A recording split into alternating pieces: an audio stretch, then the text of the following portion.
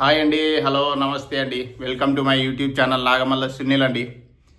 నా పేరు సునీల్. ఈరోజు మనం డిస్కస్ చేసే టాపిక్ వచ్చేసి డిజిటల్ అరెస్ట్. మనం డిజిటల్ అరెస్ట్ గురించి క్లుప్తంగా సింపుల్ వేలో తెలుసుకుందాం. సడన్గా మీరు ఏదో ఒక పనిలో ఉంటారు. అప్పుడు సడన్గా మీకు వాట్సాప్ నుంచి ఒక వీడియో కాల్ అయితే వస్తుంది. మీరు ఆ వీడియో కాల్ ఎత్తగానే అవతల ఉన్న వ్యక్తి పోలీస్ డ్రెస్సులో ఉంటాడు. అచ్చు పోలీస్ లాగే కనిపిస్తాడు. మీకు ఎటువంటి డౌట్ కూడా రాకపోవచ్చు. మీకు డౌట్ వచ్చిందంటే మీరు డిజిటల్ అరెస్ట్ గురి కారన్నమాట. మీరు ఇప్పుడు డిజిటల్ అరెస్ట్లో ఉన్నారు అని ఆ వీడియో కాల్లో ఉన్న వ్యక్తి మీకు చెప్తాడు. మీకు తెలుసా, ఇలాంటి మాటలు విని చాలామంది ప్రజలు లక్షల నుంచి కోట్ల రూపాయలు పోగొట్టుకున్న వాళ్ళు కూడా ఉన్నారు.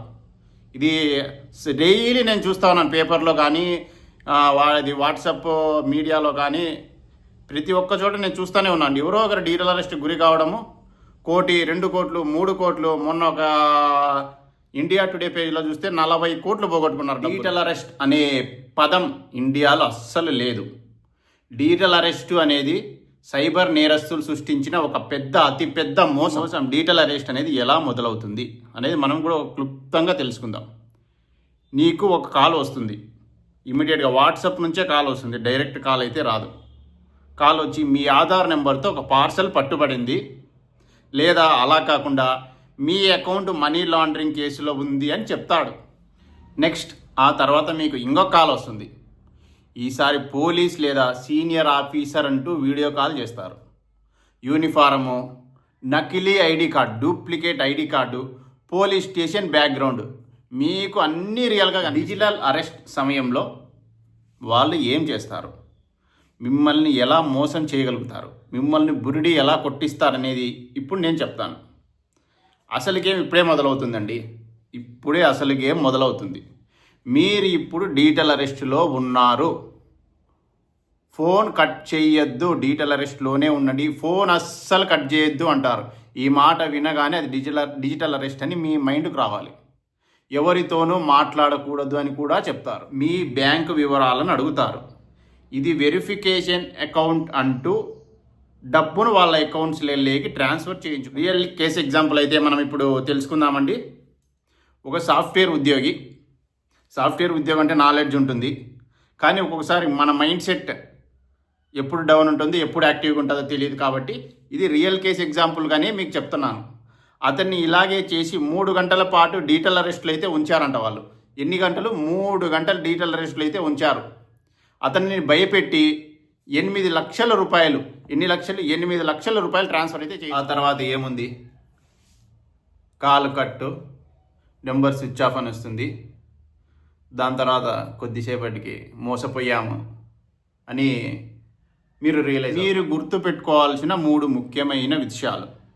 పోలీసులు ఎప్పటికీ వీడియో కాల్లో డిజిటల్ అరెస్ట్ చెయ్యరు. సరే, పొరపాటున మీ అకౌంట్ మనీ లాండరింగ్ కేసులో బుక్ అయితే డైరెక్ట్గా పోలీసులు ఇంటికి వచ్చి అరెస్ట్ చేస్తారు. వీడియో కాల్లో డిజిటల్ అరెస్ట్ అనేటువంటిదే ఉండదు, ఉండదు. అధికారులు ఫోనులో డబ్బులు అడగరు. ఒకవేళ వాళ్ళు అడుగుతున్నారంటే అది డిజిటల్ అరెస్టు, మోసమే, నువ్వు మోసానికి గురవుతున్నావని గుర్తుపెట్టుకోవాలి. నెక్స్ట్ మూడోది, కేసును ఫోన్లో అసలు సెటిల్ చెయ్యలేరు. పోలీసులు కేసును ఫోన్లో సెటిల్ చెయ్యలేరు. డిజిటల్ అరెస్ట్ అనే పదమే ఒక పెద్ద మోసం.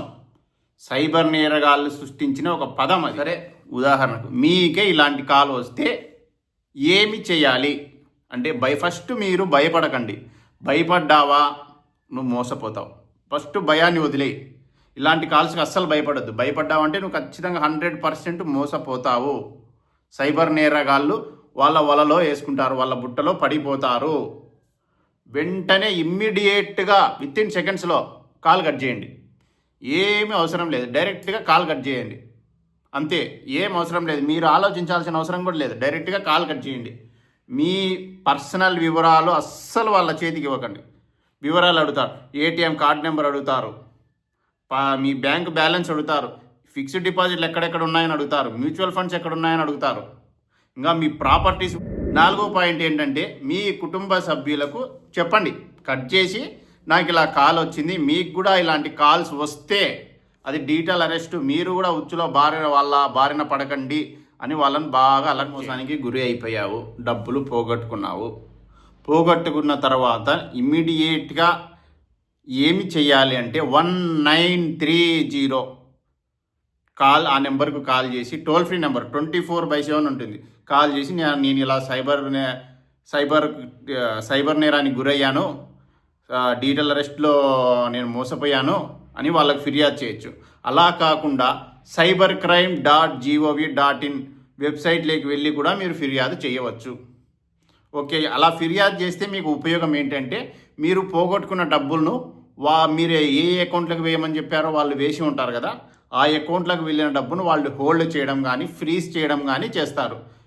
మీ డబ్బులు అయితే వాళ్ళు సేవ్ చేయడానికి ప్రయత్నిస్తారు సైబర్ పోలీస్. ఇప్పుడు రీసెంట్గా హైదరాబాద్లోనే జరిగినటువంటి ఒక డిజిటల్ అరెస్ట్ మోసాన్ని గురించి అయితే క్లుప్తంగా తెలుసుకుందాం. ఒక రియల్ టైం ఎగ్జాంపుల్ తీసుకుందాం ఈ డిజిటల్ అరెస్ట్ గురించి.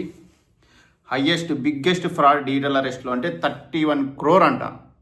32 కోట్లు అంటే మాటలా? It's a very huge amount.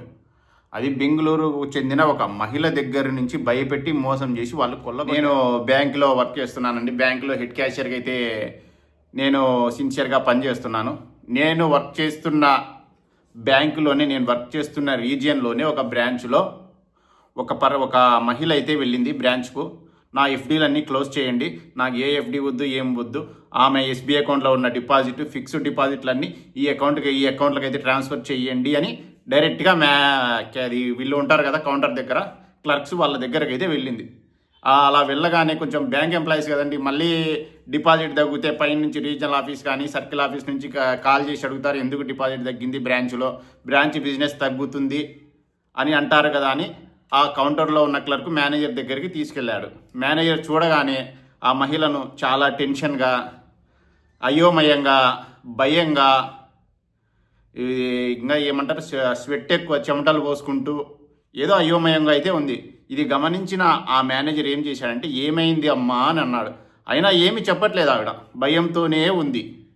ఆ భయాన్ని గుర్తించిన మేనేజర్ ఏం చేశాడంటే ఆమె ఫోన్ తీసుకున్నాడు, ఏమైంది అది మొత్తం తెలుసుకొని ఆమెకు నీట్గా వివరించాడు. ఇది డిజిటల్ అరెస్ట్ అమ్మా, డిజిటల్ అరెస్టు, మీరు మోసపోతూ ఉన్నారు, పంపించింటే మీరు వాళ్ళ బుట్టలో పడేవారు అని తెలుసుకున్న ఆ మేనేజరు ఆమెను అలర్ట్ చేసి ఆ ఫ్రాడ్ జరగకుండా ఆపారు. అంతే బ్రో, బ్యాంకర్స్ అంటే టయానికి లంచ్ తింటారు, పని చేయరు, పని పాట చేయరు అని కదా, ఇలాంటి మంచి పనులు కూడా చేసే బ్యాంక్ ఎంప్లాయీస్ ఉన్నారు. గుర్తుపెట్టి కంటెంట్ కోసం నా యూట్యూబ్ ఛానల్ అయితే సబ్స్క్రైబ్ చేయండి. మీకు ఈ వీడియో నచ్చినా నచ్చకపోయినా మంచి జనాలు మోసపోకుండా ఉండడానికి, డిజిటల్ అరెస్ట్ గురి కాకుండా ఉండడానికి చేసిన వీడియో కనుక మీ పేరెంట్స్కి, మీ ఫ్రెండ్స్కి, మీ వాట్సాప్ గ్రూప్లలో షేర్ చేయండి. థ్యాంక్ యూ అండి, బాయ్ బాయ్, సీ యూ. ఈ డిజిటల్ అరెస్ట్ చేసే సైబర్ నేరగాళ్ళ మెయిన్ టార్గెట్ ఏ ఏజ్ గ్రూప్ వాళ్ళు అంటే సీనియర్ సిటిజన్స్, 60+, ఏదన్నా గవర్నమెంట్ సంస్థలో పనిచేసి రిటైర్ అయిన వాళ్ళు కానీ, 70+ ఉన్న సీనియర్ సిటిజన్స్ కానీ, 80 పైబడిన వయసు కలిగిన సీనియర్ సిటిజన్స్ కానీ వాళ్ళ మెయిన్ టార్గెట్. ఎందుకంటే వాళ్ళకి ఏజ్ ఎక్కువ ఉన్న వాళ్ళైతే ఇలాంటివి చెప్పగానే భయపడిపోతారు, ఫంక్ అయిపోతారు, టెన్షన్, బీపీలు, షుగర్లు ఉంటాయి వాళ్ళ టెన్షన్లో మనం ఏం చెప్పినా వాళ్ళు చేస్తారు, పక్కా చేస్తారు అనే ఉద్దేశమే వాళ్ళది మెయిన్ ఎయిమ్.